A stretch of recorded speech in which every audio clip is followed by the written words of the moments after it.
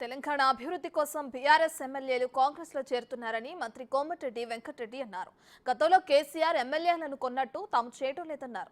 అసలు రాష్ట్రంలో బీఆర్ఎస్ లేదని, నలుగురు మినహా మిగిలిన వారంతా కాంగ్రెస్ లో చేరతారని మంత్రి కోమటిరెడ్డి చెప్పారు.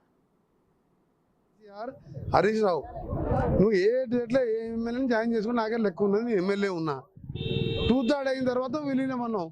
మేము ఇవాళ ఎవరు రమ్మని అడుగుతారు, వాళ్ళు వస్తున్నారు. వచ్చినప్పుడు బరాబర్ తీసుకుంటాం, వాళ్ళ అభివృద్ధి కోసం వస్తున్నారు, తీసుకుంటాం. అయినా నీ బీఆర్ఎస్ పార్టీ అనేది లేదు కదా. 12 మంది 16 మందిలో 7 డిపాజిట్ అయిపోయింది. ఒక ఎంపీ గెలవలే.